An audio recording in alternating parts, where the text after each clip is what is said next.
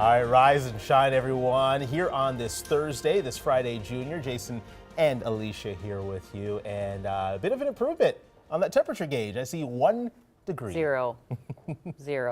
Yeah, John, it's just going to keep going up from here, though. We have to get through it. We've been getting through it. We're survivors. I love it. I've never been more optimistic for a 1. We warmed up without the sun. How about that? You could thank the cloud cover there on your little symbol for that. Now, clouds have been rolling through here from Duluth down to the cities. And yeah, it does feel pretty good. I mean, it's been pretty harsh here in the backyard this entire week, really. Cold weather advisory has been shifting south, and that is because it's clear. Now, poor North Dakota has been just epically cold. I mean, we've had actual temperatures at -40 there. That's the center of the high. So it's actually colder when you get closer to that Arctic high, and we're seeing that today.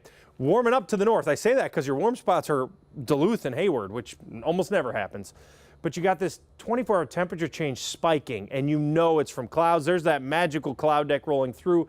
Didn't make it to Marshall, and you can see temperatures here with that. Look at this, 2 to 3 now. Most of the places warming up, still -10 down in the southwest pocket. You'll get there. Areas like Wilmer, you'll be warming up. We'll be timing the warm up in your forecast coming up. How do the roads look this morning, Cece? Hey, good morning. They look good for the most part. 6:02, take a look at your own route this morning, and I guarantee it'll probably be green. It's been pretty quiet. I've only seen one crash this morning. That was way early, around 4 o'clock, and it cleared pretty quickly. Hopefully, with these warmer temps coming around, those slick spots start to go away. But if you're just waking up, your morning commute to work or school should be just fine. When I see you just after 6:15, I'm going to be talking about construction. I know I haven't talked about that in a while. It's going to be over in St. Paul, Highway 61. Stick around for that. Cece, thank you. Let's get to some big developments out of the state capitol. While you were sleeping, we learned a controversial proposal to ban transgender athletes from girls' sports. Minnesota is moving forward. The Education Policy Committee voting it through just 10 hours ago. Michelle Beck is joining us from the newsroom to break it down. Good morning, Michelle. Good morning, guys. I've been looking through the Preserving Girls Sports Act, which is now moving on to the House floor. The committee approved it on a 7-6 vote. The close split along party lines showing just how divisive this issue is. The bill would block trans athletes from competing in girls' sports from elementary through high school. Taking a closer look at the language here, we see if there's dispute about who's female, the student must bring a signed doctor's note. Even if all 67 Republicans in the House were to back the bill, they would still need at least one other Democrat on their side to pass legislation. As the committee room showed, there's plenty of supporters and critics.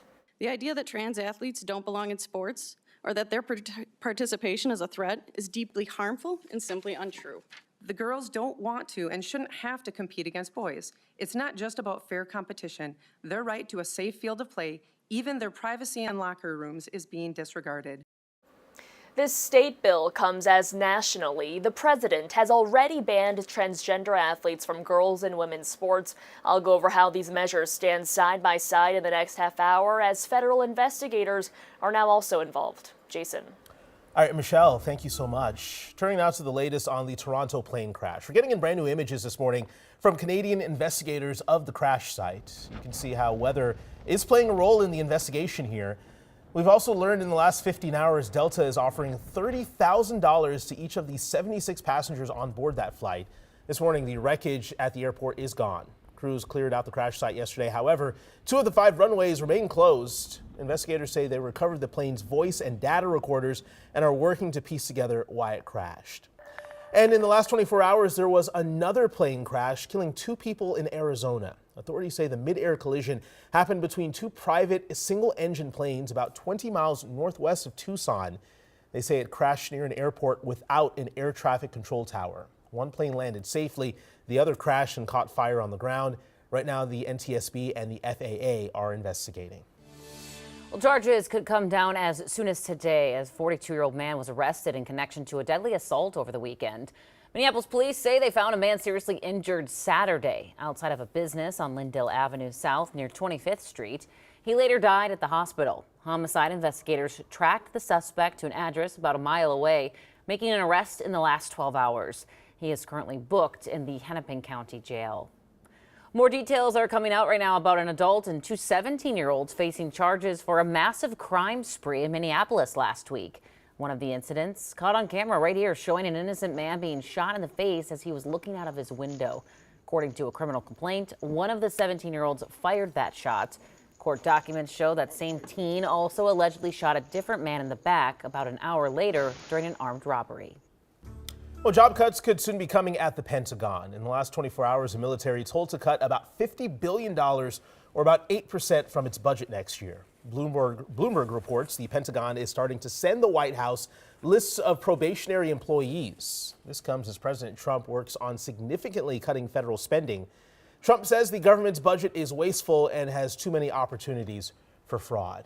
As many as 10,000 employees across the federal government were let go in the last week, but reports are now coming to light that they're trying to hire some back, including workers who manage U.S. nuclear weapons and others working on the bird flu response. We spoke to a Minnesota woman working for the federal government who's among those who were rehired after getting fired last Friday. Caroline Arkestein's work focuses on informing the public about pesticides that impact everything from produce to agriculture and endangered species. She's a probationary employee, which means she's worked there less than 2 years. People are doing this work to protect their community, protect their neighbors, keep everyone safe, and to me, that's not wasteful. Now, Caroline says she's not been given a reason as to why she was rehired or even exactly when she can get back to work. She will complete 2 years with the agency at the end of March, which is when she would no longer be a probationary employee and instead become a permanent one. Developing right now, a plan nearly 10 years in the making to transform St. Paul's Midway area from this to this is about to enter its next chapter. Our Audrey Russo is at Snelling University right now ahead of a big meeting in about 12 hours. Good morning, Audrey.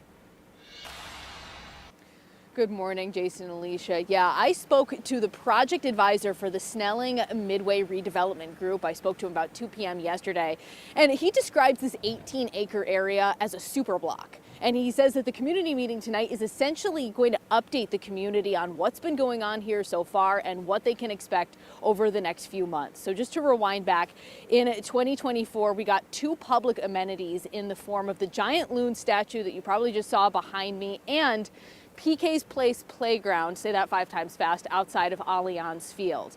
Now in 2025, things are going to be moving into the construction and business and retail stage. So in 2025, the project advisor tells me there's going to be a hotel that goes up, a parking ramp, an office building with 2 restaurants and a pavilion style layout, and of course all the infrastructure needed to support those projects like water, sewer and lighting.